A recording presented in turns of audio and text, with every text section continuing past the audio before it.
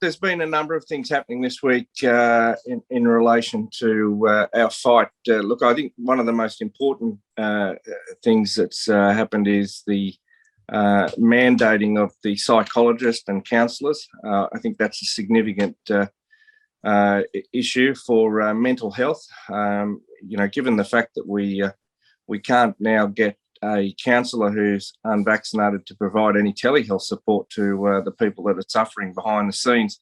And I don't think people will understand that. And I mean, it's not something that makes any sense to me either. But, the likes of Brad Hazzard, the health minister in New South Wales, seem to think that it's okay to do this. I mean, it's you can't get an ambulance. I mean, we had a situation this week where a young family were forced to deliver their baby on the floor of their home, and the baby was subsequently in cardiac arrest, not breathing when it was delivered, and they rang an ambulance, and there wasn't one available. And luckily for that family, the mother was a midwife and was able to do CPR on her own baby, and they made the fortunate decision to actually hop in the car and drive to the Royal Women's Hospital at Randwick, where they were met by the staff. And the baby spent a week there in the neonatal intensive care, and after resuscitation, and the prognosis looks good. But look, the reality is that the situation that's being created by the likes of the health minister, Brad Hazzard in New South Wales, by sacking frontline health staff, and those that are left are just completely overrun with that legacy of not having those staff, and they're overrun with people turning up at hospitals that are in an absolute psychosis, thinking that they're going to die because they've been told at 11 o'clock for the last 2 years that if they get a sore throat, they're going to go upstairs. So.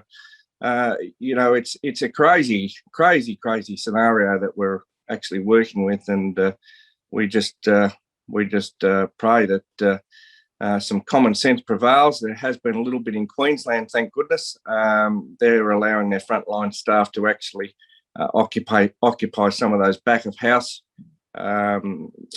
areas, so that it at least provides some more staff on the front line. But hopefully something like that can happen here, because, we just can't continue like we have been. There's so much dodgy stuff going on behind the scenes. I shared an audio last night of a meeting that was captured in relation to one of our big hospitals here, Westmead Hospital, where essentially it became evident in this meeting that the health department and the ministry were obviously wanting to save money, and so they were shutting down the theatres at Westmead Hospital and ringing the people on the waiting list and telling them that they couldn't have their operation because of COVID.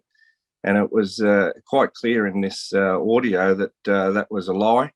It was a fraud. In fact, there wasn't any COVID in the hospital and at the time, and just complete nonsense. So this is the sort of underhanded stuff that's going on, and it needs to be in people's front of mind that, the people like me that are telling you these stories, we're not loonies. We're not people that are, making this stuff up. You need to stop and listen, and just take a moment to pause and say, let's have a look at some of this, because, it really doesn't make much sense. I went north last week working, and only a 3-day visit, but I felt ostracised. I really didn't feel like I was part of this country. Everywhere you go, people wearing masks. You have to have a passport to sign in. I can only buy fuel at places now that a card. I can't go into the gas station.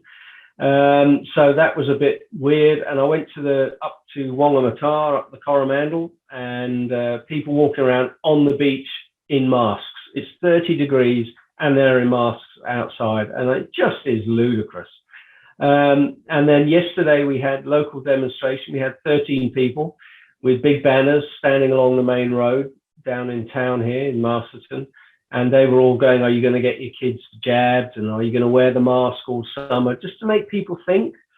and a lot of cars tooted them, and the local paper picked it up. So it'll be interesting to see what they say, but no doubt they'll be all pro-jab and pro-government. So we'll probably just get the propaganda and look at these extremists and all the rest of it. Because we tend to be, over here, they tend to smear us with the white supremacists, the far right, the extremists, the nutters, that sort of label, even though there's a lot of Maoris, a lot of Islanders, a lot of all races who are anti, the jab, and yet we're all called white supremacists, which is just ridiculous.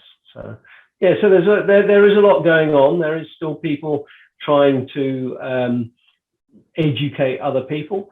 And there's also a lot of local groups starting up doing bartering, which obviously a taxman won't be happy with.